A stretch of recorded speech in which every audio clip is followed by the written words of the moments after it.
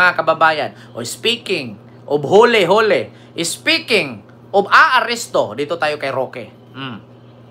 O, mga kababayan, o baka sabihin nyo, si Roque na naman, o usaping humba na naman yan. Hindi po. Ha? Iba po ito, mga kababayan. Speaking of Tore, o ito, mga kababayan, pakinggan ninyo. Si Tore, mga kababayan, Roque. Si Roque, mga kababayan, nanggigigil. Nanggigigil si Roque, mga kababayan. Halos maputulan na ng tinggil sa galit. Pakinggan ninyong galit ni Roque kay PBBM patungkol sa flood control. Wala daw dapat ikulong kundi si PBBM daw. Ito galit ka dyan. Magalit ka sa sarili mo. Ano ka, Hilo? Ikaw ang responsable dyan. Ikaw ang dapat managot. At ngayon pa lang ulitin ko, umalis ka na sa pwesto mo. Dahil talaga namang, ano nang mangyayari doon sa 1 trilyon na pinaglamon-lamon ng mga walang yang mga politikong yan at kasagbuatan ng mga taga-DPWH. Diba? Yun ang sabi ni Harry Roque, mga kababayan. Ngayon, ito lang masasabi ko, Roque. Alam ko naman na inutusan ka ni Digong, di ba? Do your part. Yeah. Narinig ko yan, di ba? Tinapik ka ni Pulong sa balikat. Anong sabi ni Pulong? Do it your part. Kala mo hindi namin narinig yon. Binulungan ka ni Pulong habang in-interview mo si Kitty. Anong sabi doon? Inutusan ka ni Digong na sirain si PBBM. Baka nakalimutan mo yung tinapik ka ni Pulong. Sinong nakapanood niyan, mga kababayan? Paki-comment. Sinong nakapanood? Tinapik ni Pulong si Roque at sabi niya, do it your part. Nung in-interview niya, si Kitty. Alam mo, Harry Roque, maniwala na sana ako sa'yo. Para ka lang si Aimee. Alam niyo itong mga DDS, na mga politiko, yung mga DDS na politician, para itong mga taba sa parisan ni Diwata. Kapag hinalo mo yan, lumulutang. Kapag hindi mo hinalo, nagsisink. Yun. Mga kababayan, para silang mga taba sa parisan. Para silang mga parasite, sabi ni Ma'am Nura ni Rida. Ito lang, Roque. Kay Aimee, maniwala na sana ako sa kanya. Yung kanyang mga revelasyon patungkol kay Bonjing. Kaso nga lang, walang ebidensya. Paano namin paniwalaan na si Bonjing ay kurap? Alam mo, Aimee, kung maglabasan tayo ng ebidensya, mas may ebidensya akong ilalabas sa'yo patungkol kay Bonjing. Ayaw ko lang.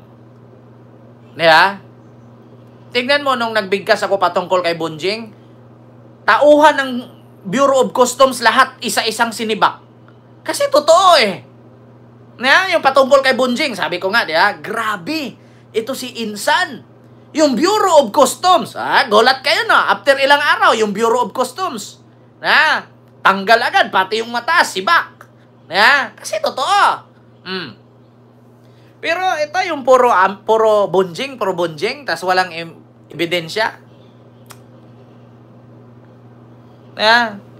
Para kayong mga taba sa Paris. Sa hinalo, lulutang. Pag hindi hinalo, nandun lang sa loob, nakadikit sa kaldero. Tapos si Harry Roque naman ngayon, maniwala na sana ako sa mga patutsada at birada mo kay PBBM.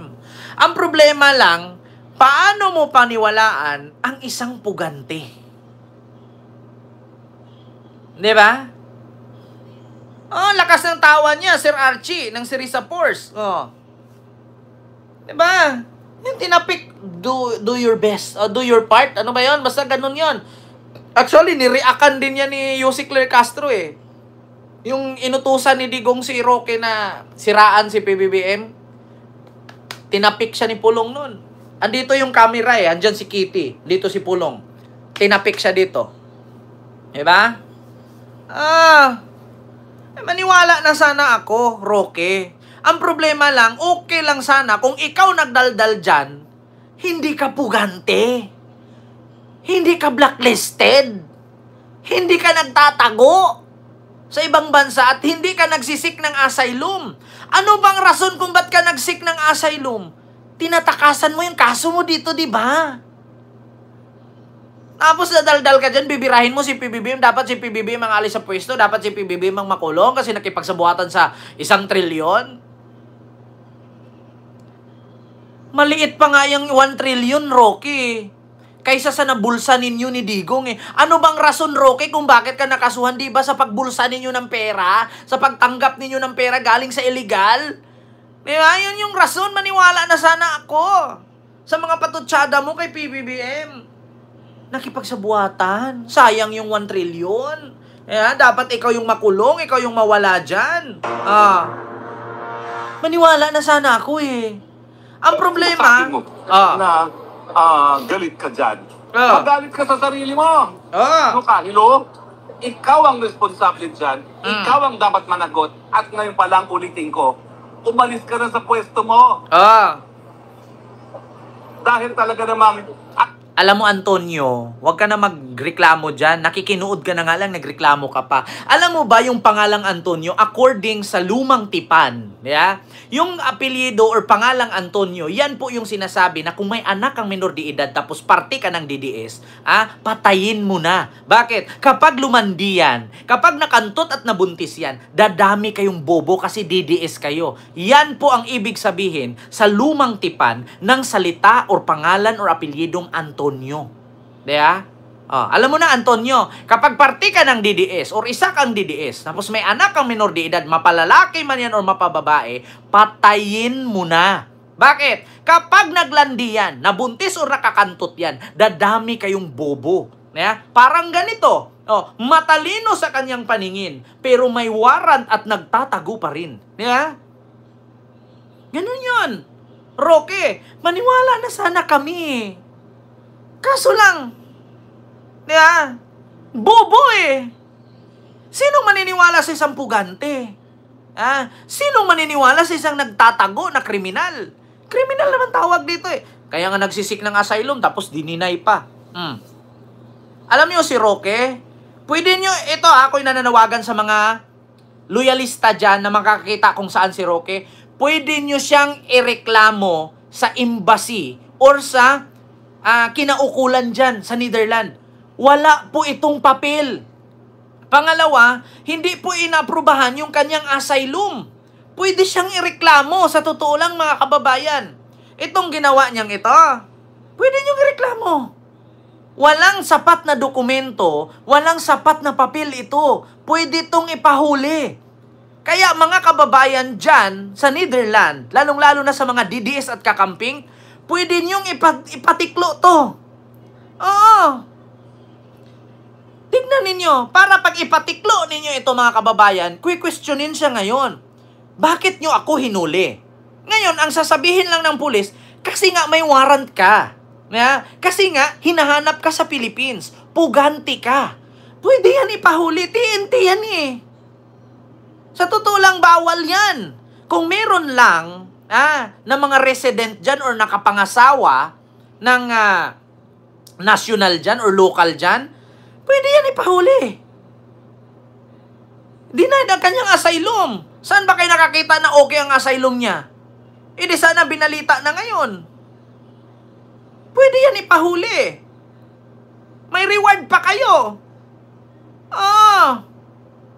Sa totoo lang mga kababayan, si Roque po, TNT, naka-blacklist sa ombudsman yan or sa DOJ. Ang kanyang passport, hindi siya Pinoy na at this time. Siya po ay no permanent address. Paikot-ikot na lang siya dyan, nakikilimos na lang siya sa mga DDS. Na makasama niyang nakikikain ng humba. Pwede niyong ipahuli to. Ako po'y nanawagan sa mga Pilipino dyan na nasa Netherlands or sa Europe, pwede niyong ireklamo ito. I-screenshot niyo lang, ituro niyo kung nasaan siya. Pwede siyang hulihin. Wala tong papel. I-report niyo sa pulis. Totoo yan, wala kayong magawa dito. Kasi kung mayroong mga DDS tutulong dito, haharang sa pulis, pati sila damay. Pati sila huhulihin. Bakit? Ano bang permit nila dyan para magagawa-gawa ng isang pagtitipon? Dapat pag gumawa kayo ng pagtitipon dyan, may permit kayo eh. Ito bang mga ginagawa nila Harry Roque araw-araw, may permit ba to? Alam ba ng gobyerno ng Netherlands ito na merong isang foreigner na pumupunta sa Netherlands na blacklisted sa kanyang bansa? Pwede niyo ireklamo to. Ipakita ninyo na video na Harry Roque is blacklisted in the DOJ of the Philippines. Pwede itong ipahuli. Totoo yan, mga kababayan. Kaya ito, malakas lang loob nito kasi walang nagreklamo. Pag ipahuli ninyo ito, dadamputin ng pulis yan. Kahit i-report nyo sa immigration yan, sa totoo lang mga kababayan, hindi papakinggan ng immigration to. Pero yung pulis mismo, na nandyan sa Netherlands or kung saan man siya, pwedeng ireklamo ang tourist. Bakit? Ilang buwan na siya dyan. Sobra-sobra na yan. Ano bang binigay sa kanya? May visa ba siya dyan na ilang buwan siya? Wala. Kasi bakit? Blacklisted ng kanyang passport. Ilang buwan na ba yung visa niya dyan? Hindi naman pwede siguro mga kababayan na mag-file ka ng visa or kukuha ka ng visa 1 taon. Di ba? Yun ang totoo mga kababayan. Kaya huwag kayong magpapaniwala dyan. Pwede itong ipadampot. Pwede itong ipahuli. Blacklisted yan sa Philippines. Sa mga gusto po. Sa mga overstaying siya. Ito, tanungin ko kayo ha, mga kababayan, Harry Roque. Ito, Harry Roque, blacklisted siya sa Philippines. Sa totoo lang, nakablock na po yung passport niya. Pwede siyang ipahuli. Sinasabi mo na galit. Naniniwala ang immigration na sa backdoor dumaan si Attorney Harry Roque para makapuslit palabas ng bansa. Backdoor pa. Siya sa Tawi-Tawi ilang araw bago lumapag sa United Arab Emirates noong nakarang taon. Nasa frontline ng balitang yan si Mean Los Baños. Nakarang taon pa. Kumbinsido ang Bureau of Immigration na sa backdoor exit din dumaan si dating presidential spokesperson Harry Roque para makapuslit paalis ng Pilipinas papuntang abroad. Sa pagdinig ng Senate Subcommittee on Justice and Human Rights kanina, kinumpirma ng immigration na may nakakita kay Roque sa Tawi-Tawi noong September 2, 2024. 2 araw bago siya dumating sa United Arab Emirates noong September 4. Since Mr. Roque has no recorded departure in the BI's records, he likely took the same route as Alice Go in leaving the country by using a backdoor exit. Tawi-Tawi. Madalas na entry at exit point ang Tawi-Tawi dahil sobrang lapit nito sa Malaysia. Kaya ito rin ang pininiwala ang dinaanan ni dating Bamban Tarlac Mayor Alice Go nang tumakas sila papuntang Malaysia, Singapore hanggang Indonesia. The escape of Guo could have been facilitated by a widely dispersed syndicate operating both domestically and abroad. These operations possibly involved a combination of bribery, corruption, forged documents, and covert networks. Gate ng Bureau of Immigration, walang kasabwat sa mga tauhan nila nang tumakas sila Go. Tinanggi siya ng immigration na walang alam ang immigration kung saan siya dumaan. So, ibig sabihin, illegal yung pag-alis niya. Wala siyang visa. Wala siyang visa, mga kababayan. Illegal yung paglipad niya.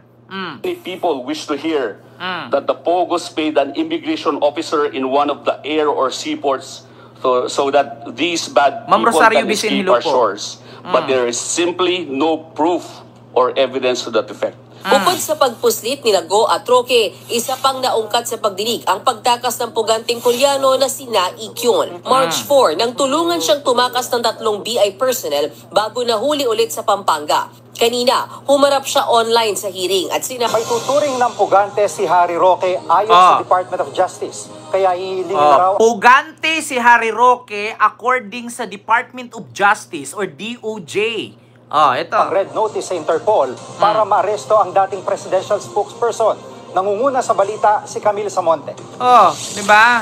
Inihahanda na ng Department of Justice ang mga dokumento para hilingin si Interpol na mailagay sa red notice si dating presidential spokesperson Harry Roque. Kasunod yan ang inilabas na warrant of arrest ng korte kaugnay ng kasong qualified human trafficking. Dahil sa... Ito mga kababayan ha, News 5, GMA News ang ating pinapanood. Hindi po ito ibabalita ng mga mainstream media na to kung hindi sila kumukuha ng tamang source. So, DOJ na mismo nagsabi. Diba? Ituro nyo po. Kung ako lang, sa totoo lang, kung ako yung nasa Netherlands ngayon, pag-aksayahan ko ng oras yan. Bakit? Malaking tulong sa gobyerno yan.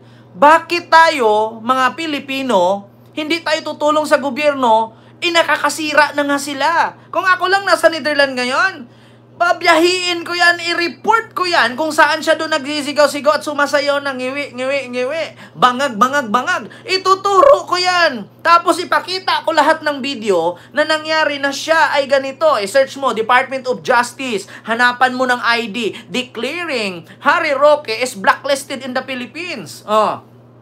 Yeah. Using dual passport, multiple account. Pwede mo ireklamo yan. Bakit? Pwede mo namang tanongin, are you Harry Roque? I-report mo mismo sa pulis. Pagdating doon, pag-report mo sa pulis, i-present mo, ipakita mo yung mga documents na matagal na yan siyang hinahanap sa Pilipinas, dito lang siya nagtatago. So, is this country tolerate that kind of scenario? Pwede niyong iganon yun. I-reklamo, itong bansang ito nagtotolerate ng ganyan. Hindi naman po siguro. Bakit? Walang bansa nagtotolerate ng isang pugante na nanggugulo. Pag sinabi nanggugulo ba siya? Yes! Ipakita nyo yung video na nag-aaway sila habang kumakain ng humba. Ipakita nyo yung video na nagwiwilga-wilga sila dyan pabalik-balik sa halapan ng Netherlands. Kita nyo, ang daming DDS dyan nagsisigaw-sigaw. Bring him home, bring him home. May permit ba yon? Wala! Yung mga DDS dyan, na mga OFW na sumisigaw-sigaw, bring him home, sa harapan ng ICC, pwede nyong ipa-aresto yun. Walang mga permit yun. Di ba? May mga DDS dyan, Ito ha. DDS. Sa harap. Nagwiwilga. Meron pa ngang mga kababayan naglalakad, may mga tarpaulin pang bitbit. Ay, Diyos ko. Walang mga yan, mga kababayan, walang mga permit yan. Marami po talagang problema. Mga kababayan. Sa document. Binawi ng The President. Sa harapan ng ICC sila. Ito, mga kababayan. Kita ninyo. Marami po talagang Sa documentary. may mga naglalakad-lakad. Sa likuran natin, yan mismo yung part na dyan sila, una, yung mga DDS, no? Mga supporters ng former President Rodrigo Duterte. At dahil side by side, both sides ay residential area, malapit yan, adjacent lang yan sa kulungan. Kaya sila pinaalis at inilipat nga dito sa itong area na ito. Yan, sa damuhan. Diyan sila ni Kitty nag-interview. Disturbo kasi sa mga residente dito. Pinaalis sila. Sa likuran natin, yan mismo yung part na dyan sila, una, yung mga DDS, no? Mga supporters ng former President Rodrigo Duterte. At dahil side by side, both sides ay residential area, malapit yan, adjacent lang yan sa kulungan. Kaya sila pinaalis at inilipat nga dito sa itong area na ito. Ayan. Kaya sila pinaalis din, disturbo kasi sa mga... Diba, kita nyo? Pinaalis sila kasi mga disturbo. Kaya sa totoo lang, mga kababayan, pwede nyong ireklamo yan. Pwede nyong ipahuli yung mga yan. Isa na si Harry Roque. Bakit? Ano bang rason bakit pahuli? DOJ na, ipakita ninyo, i-search nyo. Kasi report ninyo. Pag nakita nyo yan sa harapan ng ICC dyan, pwede nyong ipadakma. Ipadakma. Padampot. Sabi pa nga ni Sarah, ang gwapo ng mga pulis, no? Pero yung pulis sa atin, si Tory, mukhang unggoy. Oh my God. TDS. What kind? What the heck? So yun lang mga kababayan. Solo MC, hello po. So, yun lang mga kababayan yung ating reaksyon ngayon patungkol sa mga pangyayari sa ating bansa. Patungkol sa ating